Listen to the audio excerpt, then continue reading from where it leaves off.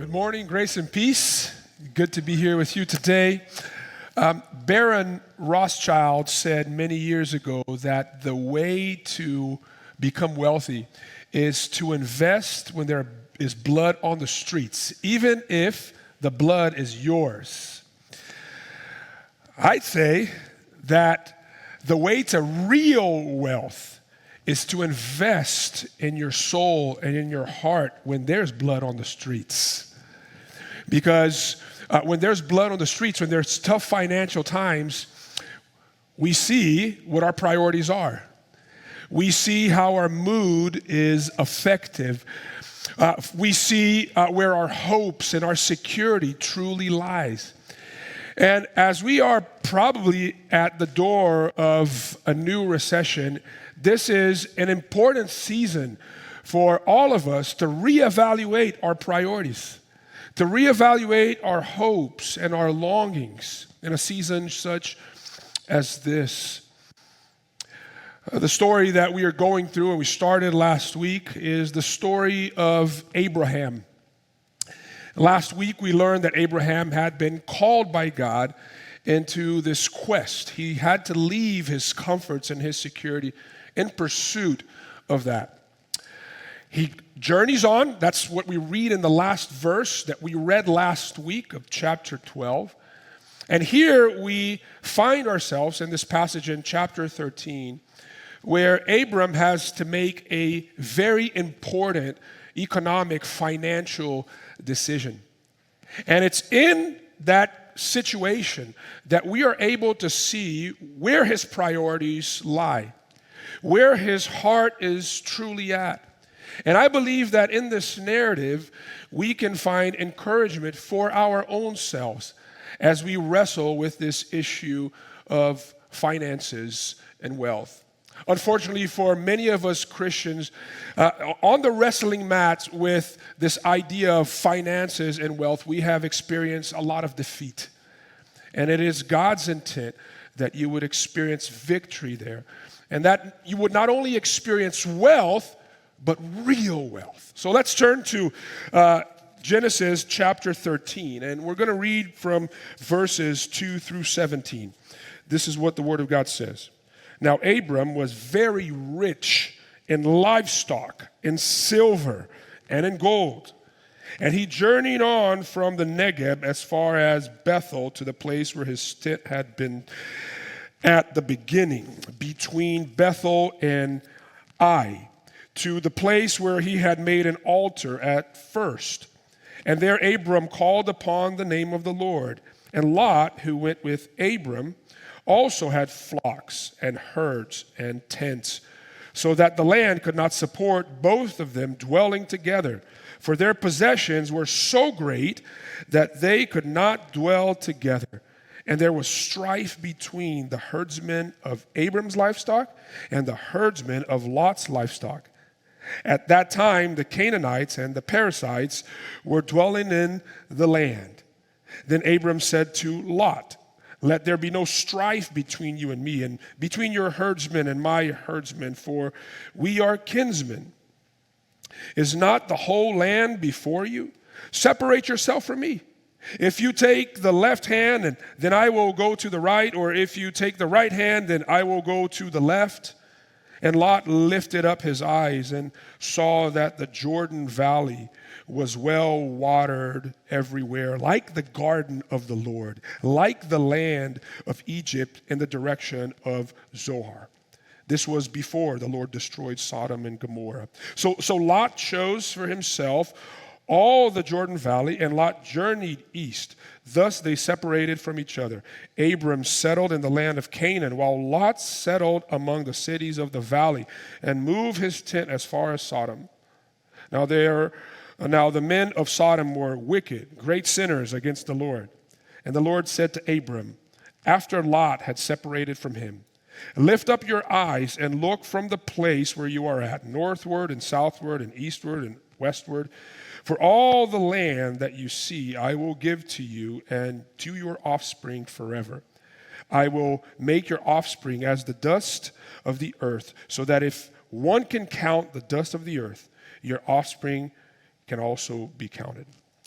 Arise, walk through the length and the breadth of the land, for I will give it to you. This is the word of the Lord.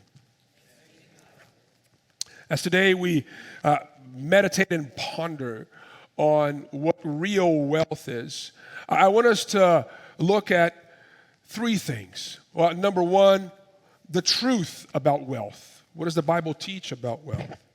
Then I like us to consider the dangers of wealth. And then lastly, what does real wealth look like in our lives and in our context? So first, what's the truth about wealth? A lot of people that are Christians sometimes have a problem with wealth. Sometimes we see it with negative eyes. We judge sometimes people that are wealthy and are successful. But the truth of the matter is that the Bible says that there's nothing sinful, there's nothing wrong about being wealthy. There's actually nothing wrong in desiring to be wealthy. The Bible teaches that the origin of wealth is of the Lord. So we read here in this passage what verses 2, verse 5, and where verse 6 teaches was that Abraham and his nephew Lot, they were both very, very wealthy. And we know where that came from. That was from God. Now, the danger that we have is sometimes to think that the reason why one has wealth is because of the decisions that they have made in life. It's because of their qualities and their attributes. We tend sometimes to look down at people who have no wealth, and we say underneath our breath, sometimes even openly, that the reason why they're in that situation is because they did not make the right decisions in life. It's because they have not worked as hard as I have or as others have had. But I want to challenge that thought in that there are people in this world, in this day and age, and even in this city, that have worked as hard as you have, that have made good decisions in life, and that do not have a fraction of what you have. Therefore, if anyone has wealth, it's because God has graced them with wealth. The Bible says in James chapter 1, verse 17, that every good gift and every perfect gift is from above, coming down from the Father of lights. It is all by the grace of God. It is not because God rewards people that are obedient and people that apparently have a better moral backbone than others. It's none of that. It's all by grace. And this story proves us that, doesn't it? What do we read at the end of chapter 12? So last week, we learned that Abram finally arrives at Canaan. God calls him out of his father's household, out of his comforts in Haran, and he finally arrives at Canaan. And he sets his tent there and he builds an altar for the Lord there. But what we read later on in chapter 12 is that there was a famine that hit Canaan. And instead of staying where the Lord told him to stay, instead of unpacking his tent as the Lord told him never to do, he takes his family, he takes his possessions, he unpacks his tent, and he goes into Egypt. And that is his first mistake, obviously, because at that moment he had failed to trust that God would provide for him even during rough circumstances like the famine that they were going through. But then he gets there and he commits a second mistake. We read in chapter 12 that once they arrive in Egypt, that Pharaoh and the leadership in Egypt look at his wife, because apparently she was really hot, Sarai. And they tell him that, and they ask him, who is this woman? And he's afraid of losing his life, because back then what powerful men would do if they wanted someone else's wife, hence the story of David, is that they would kill that woman's husband in order to possess that woman. And so he says, she's not my wife, she is my sister. And she is taken into Pharaoh's harem. And in return, he receives more possessions and more wealth from Pharaoh, until God starts to curse Pharaoh, because this woman who is a daughter of God, is in his harem. And he begins to suspect, and he comes up with the conclusion that there's something off about that story. And so he confronts Abram, and Abram admits that she is his wife. And he says, well, you just get out of here, right? That's the first exodus in the Bible out of Egypt. Get out of here, because I don't want any of these curses upon me. That's his second mistake. He failed to trust God one second time, and yet God still blesses him with wealth, because wealth is a byproduct of the grace of God. Some people receive certain opportunities that others don't, and some people become wealthy and others don't. And it's all by the grace of God, which gives us an insight into the purpose by which God graces some of us with wealth and some with not. In fact, let me just also make this statement that if you live in the United States and you have a job and you have a place to live, you are among the world's richest population. So just bear that in mind. Why is it that God graces some with wealth and others with not? Number one, for delight's purpose. There's nothing wrong for you to enjoy the things that God has given you. If God has given you the means to take a vacation in a faraway land and a comfortable hotel, by all means, do it. If God gives you the opportunity to buy a house in an affluent neighborhood, a comfortable place for your family, by all means, do it. A car, by all means, do it. But I want you to understand that the ultimate reason why God gives us wealth is not just for our delight, but it's what happens in chapter 12. When God calls Abraham out of his household, he says, I want to bless you so that you would be what? A blessing to others. So it is by grace and for grace. God intends that we would not take our wealth and build our identity and our sense of a significance around it, that we would not use it for control. There's a lot of people that use wealth for control. Maybe you come from a family that there was a patriarch, that the way in which he handled situations in the family was by throwing money here and there, and you know the effects of that. Maybe that's your case. That's how you control things, is by leveraging money over others. God did not give us money or wealth or any other type of resource, time, talents, and treasure, so that we can use it for control purposes. He did not give it so that you would just accumulate it. The Bible is very clear about that. And Jesus actually condemns the life of a man that all he did was fill up his storehouses with grain. God did not give us money just for accumulation's purposes. Now, it's good and it's biblical for us to save money, but if accumulating money is your ultimate source of security, then there is a problem. That's not why God gave us money. It was to facilitate the lives of others, to bridge the gap between needs and people. That's ultimately why God gave us resources. That's why God gives anyone wealth. The ultimate purpose of that is to facilitate the human condition. And it makes me think that the reason sometimes why God does not give wealth to some is because of grace too, because had they had access to wealth, not only would they destroy their lives, but destroy the lives of others. Not only would they lose their delight in God, but they would not use those resources to facilitate the lives of others, but only to build something for themselves. A while ago, I was having dinner with a friend who was telling me that he, many years ago, left his corporate job to try to broker a deal that could render him north of $40 million. He left his corporate career to do that. And he spent a lot of time brokering that deal. And he was telling us about the moment that he stepped into that room. It was one of the last meetings. And because of something that someone in one of the sides said, trust began to erode.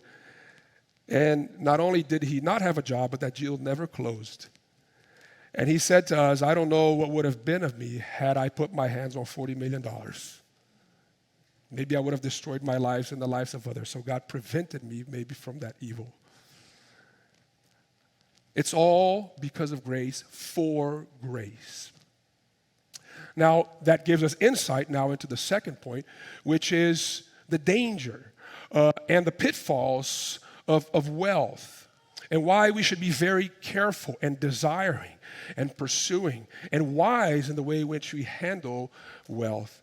The first and main pitfall is our overrated view of wealth and money. We have an overrated view of wealth and money, meaning we believe it is more than it actually is. We believe that it gives us more than it actually gives. One example of that is on the topic of wisdom. Why is it that we believe, or wealthy and successful people believe, that just because they've been successful in one area of life, hence business, they are successful in all areas of life, and they can speak into anyone's life in any area of their lives? Why do we think that wealthy and successful people have wisdom when it comes to marriage? They are as messed up and as broken as we are. But sometimes, just because we believe that they were successful there, that they can also speak into a multiplicity of topics, and that we should listen to them. We should respect their opinion more than others, just because they have been successful. See, in this passage, you have two wealthy men. You have Abraham and you have Lot. They were both wealthy. One was very wise, Abraham, but sort of, he still messed up. And the other one was very stupid, in the case of Lot. Just because you're wealthy does not mean that you are wise. Money and wealth does not deliver in all of its promises. We have an overrated view of it. So here in this story, what happens? A problem arises. A situation comes up. They return back to the land of Canaan. After wandering off into Egypt, they now come back to the very place where he had set an altar first in the beginning of chapter 12. So here they're back. And they are too big for the place where they're at. Lot is very wealthy. Abraham is very wealthy. If they stay where they're at together, they will cap each other's growth. And so Abram looks at Lot as their herdsmen are already fighting over the land. That's what the text tells us. And he says to Lot, listen, we don't need to fight over this. Okay, this land is vast. Just look all around. It's vast. We don't have to stay in this spot. Why don't you pick a place? If you go east, I will go west. If you go west, I will go east. No problem. Let's stay within the boundaries of Canaan, this land that the Lord said that he would give us. But you can stay in any corner of it, and I'll just move the other way. And the text tells us in verse 10, I don't know if you noticed this, that Lot, by the way, where he's at with Abram, they're in this high ground. And he looks down about 3,000 feet down towards the valley of Jordan, the Jordan Valley, which is nowadays, if you have the opportunity to go there, those who have been to Israel have seen this. You're talking here by that border between Israel and Jordan, where you have the Dead Sea. So he looks down and he sees water there. And his decision is not a decision that is based on the relationship. He doesn't care about his uncle. His decision, the decision that he makes in verse 10, is solely informed by the possibility of more profit. He says, where can I make the most amount of money? You have cattle. You need water. Where can I make the most amount of money? He looks, there's water.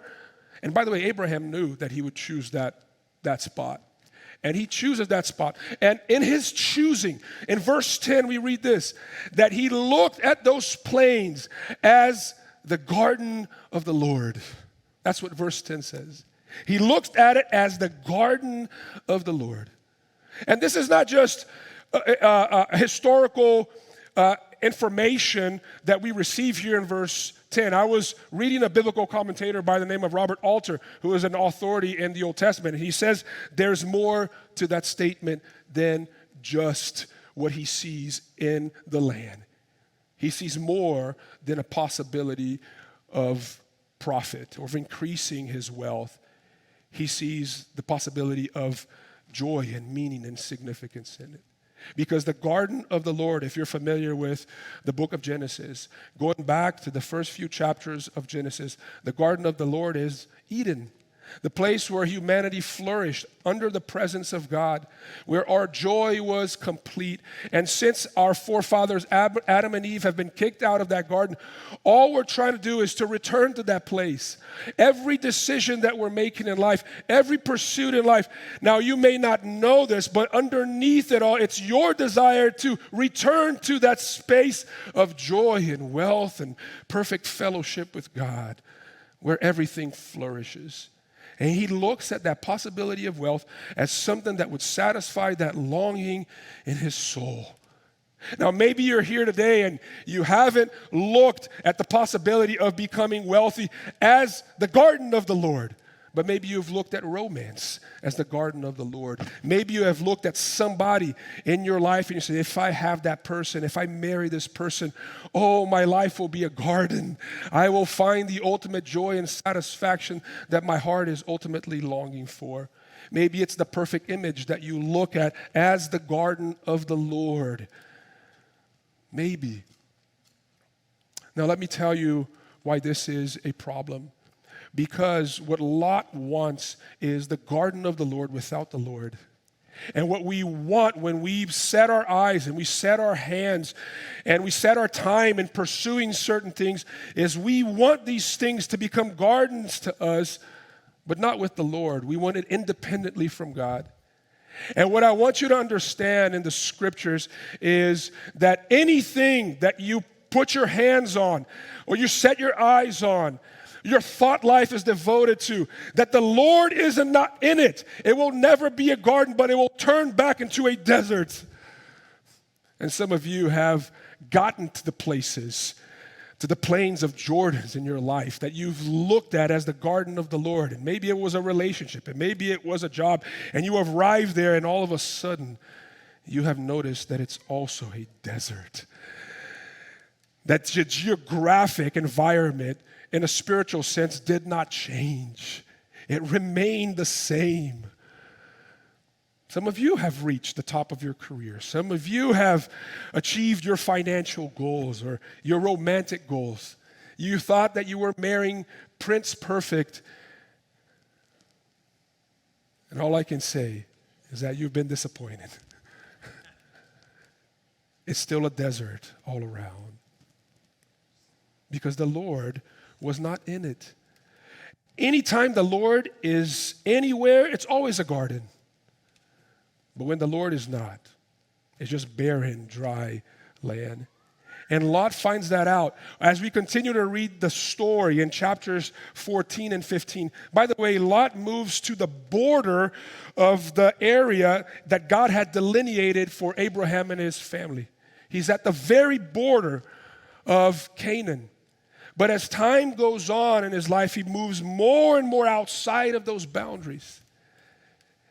And like I said, if the Lord is not in it, the land is barren. He sets his eyes on a city, on a people group. He moves into Sodom. We know the story of Sodom.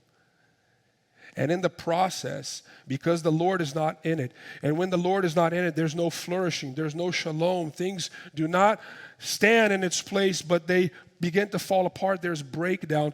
He loses his whole family's security. He loses his house and even his wife. His family is destroyed in the process because he desired the garden of the Lord without the Lord. Is there anything in your life that you're looking at as the garden of the Lord that fills your eyes when you look at it? It may be numbers, it may be people, it may be contemplating a move, it may be a real estate piece that it fills your eyes every time you look at it. Maybe a career, maybe a position, it fills your eyes when you look at it. Are you looking at it as the garden of the Lord? And do you want the garden without the Lord? There's nothing good that can come out of wanting the garden without the Lord.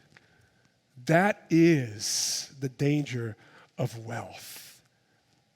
So we arrive at this place where we must ask this very important question.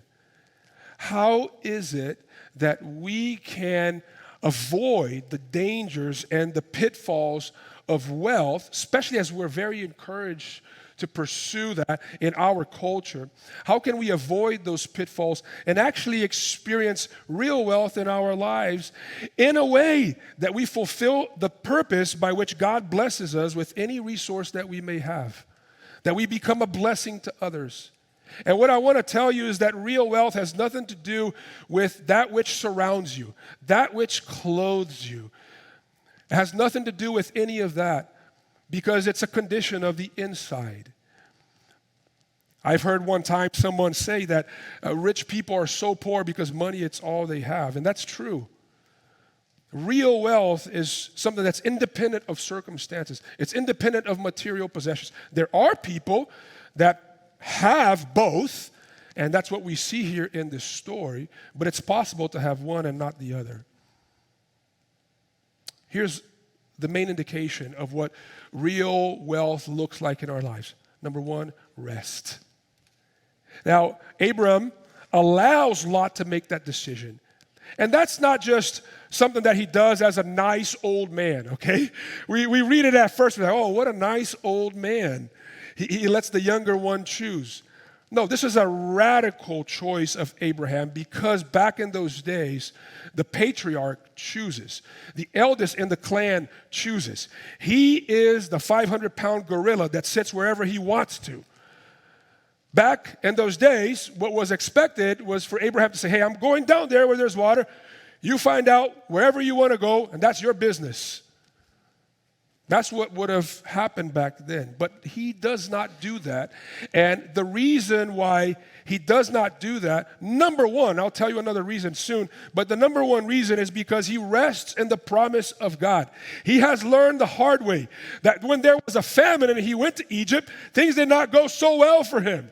So he has learned, because God teaches us hard lessons through life to mature us and to build our character. So he's learned that lesson before, and he says, this time, I'm just going to let him choose. My trust and my hope and my security when it comes to my future and my wealth lies not in the hand of Lot, not in my decision, but in the hands of God. And so he says, you choose, son. And he knows, like I said before, what Lot was going to choose. He knows that Lot would choose the fertile ground versus where they're currently at. He rests in the promises of God. Now let me ask you a question. I want you to think this through here today. First, why is it that we go about pursuing wealth?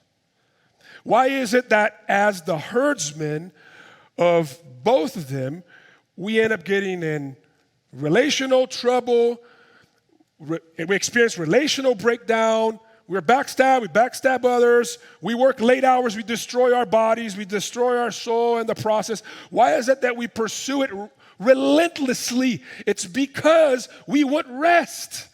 That's why we're doing it. That's why you're doing it. That's why you're working the late hours. That's why you're trying to impress your boss and to get the promotion. It's because you want rest. You're looking for rest. You're looking for favorable opinions of others. You want to be able to walk into a room. You want to be able to walk into a space and not have to worry that people are looking down on you. So you want to be able to afford certain clothes. You want to be able to have certain diplomas in your wall. You want to be able to have people talk about your success. That's what we're looking for rest from the critics, rest from the gossipers. That's what we're wanting. We are looking for some type of anesthetic to numb us from the harsh realities of life, and that's why we buy the toys and the cars, and we work so hard to get those things. It's because we're looking for rest. It's because you want to have a strong safety net. You don't want to be in the hands of circumstances that in the future you want to know that if a tragedy or if a crisis or a recession happens and hits and takes place, that your kids, your family, yourself, you're going to be taken care of. We are looking for rest. It's the reason why there is always this restlessness, even when we go to sleep, when we lay in bed. We can't fully rest. We can't, because we're thinking about the work the next day, because we're looking for rest. But here's the truth and a poignant question, the second main question I want to ask you in this subpoint, and that is, what if, think about this. I want to activate your imagination now. What if God could give you that which your heart is truly longing for without killing yourself in the process? What if God could say, hey, what you're looking for in all these things is rest? Let me tell you, it's just rest. What if I can give you that and you bypass the whole process? It's like you want to lose 50 pounds and somebody comes to you and say, hey, I'm going to flick my finger. You don't have to do the diet. You don't have to do all the workout. You're just going to lose 50 pounds just like that. Who wouldn't want that, right? God is saying, hey, you don't have to kill yourself in the process. I'll give you that rest right now. What if? And the truth of the matter is that he can, and he is able to give us this rest if, number two, here's what real wealth looks like. That's ultimate. If we know him, if we enter into a relationship with him, the rest is conditioned upon knowing God. What is Abram's greatest wealth in the text that we read? Is that what we read in the first few verses in verse 2 and 3? All the cattle, all the silver, and all the gold? His real wealth here in this narrative? Or is it what we read from verse 14 onward? The Lord said to Abram. There's a conversation. There's a relationship. And it's out of that relationship that he actually has what we read in 2 and 3. His greatest wealth is not what we read in the beginning. His greatest wealth is what we read at the end of this passage. Is knowing God. Is having a relationship with him. Is depositing your ultimate hopes and trust in him. And the reason why there's so many poor rich people is because they lack God in their lives. They do not possess a relationship with God. And that's why they're so stressed out. That's why they can't go to bed at night, because they have to work for themselves, because they don't believe in the words of the psalmist that the Lord gives to his children while they sleep. See what I'm saying? It's real wealth. Money cannot buy this. In fact, money increases that trouble. Money cannot buy your sleep. Money cannot buy peace. Money cannot bring full flourishing into your life. It's a great tool, don't get me wrong, and it helps you, it helps others, but it does not get you what your heart truly longs for. Knowing God is real wealth. And how do we know that Abraham had this real wealth? You know, we read verses 14 onward that God is speaking to him, but how do we know that his relationship was locked in on God? How do we know that this was something crucial and important and central to his life? By the way in which he makes his decision. There's something else about allowing Lot to choose. See, Abram knew that he could not have all three things at once. He could not have his relationship with God, his relationship with his nephew, and the success of his business all at once. He needed to make a choice. Now, I was thinking about this. He could have come up to Lot and said, hey, Lot, this land is small enough for the two of us, and I know both of us want to stay here. Tell you this, let's go together to somewhere, some other place that's a lot more vast, a lot more broad, and we can stay there together. Let's do that. He could have done that. But had he done that, he would have walked outside of the boundaries of the promise of the Lord that told him to stay in Canaan. So he would have saved his relationship with his nephew. He would have protected the integrity of his business, the future of his business, but he would have jeopardized his relationship with God. So he does not do that. And what he does instead is he says to Lot, you choose. Why? Because he refuses to leave the boundaries of the promise of God, because he refuses to put wealth ahead of his relationship with his nephew. And so there you see the priorities. God first, people second, and money third. And when you see that in someone's life, you know that flows from a place of a deep-seated relationship with God. You know, like the author of Hebrews later on says about Abraham, that his true foundation was on the city of God and his relationship with God. See, when that is true, you serve God, you serve people, and you use money. When it's not there, what happens is you serve money and you end up using God and using people. And we don't want to be a people. We don't want to be a community. We don't want to be followers of Jesus that serve money and use God and use people. We want to serve God first, people then second, and we want to use money for both. That's what we want to be. Isn't that what you want to be? And that is where you find the secret of true wealth, is when you give it up to God. You're not bargaining with God. You're not using money for power. You're not making decisions based just on money. You're not using your money to control the opinions of people. But because you serve God, you say, God, where is it that you want? Like, it's not God saying to you, where do you want to put your money? It's you saying to God, God, where do you want me to put my money? We get reversed. And God says, no, where's your foundation? Look at Abraham. Look at him. And listen, Abraham is no better than you and I. Look at his story in the previous chapter. He's not holier than you and I. He messes up and we mess up, but there's always this return. In fact, by him returning to the original place where he was, this is the journey of repentance. What the journey of repentance looks like, he goes back to the altar of the Lord that he had erected as saying, I messed up, and this time I'm gonna do things differently. That's what happens. So, how can we truly know God and experience the rest that comes from it? How can we experience true wealth in our lives and avoid the pitfalls and the dangers of wealth? Through the ultimate Abram, the truer and better Abram. Thousands of years later, a son of Abram, actually the ultimate promised son of Abram, he is also taken up into a pinnacle. And he's given the choice to receive all the wealth of the world if he puts God at the bottom of the list. If he puts you and I, his project of redemption and salvation, at the bottom of the list. And he refuses to do so. Jesus refuses to put his wealth and his power ahead of the Father's will, ahead of you and I. Had he done that, he would have never left his comfort above. Philippians 2 would have never been written in the Bible.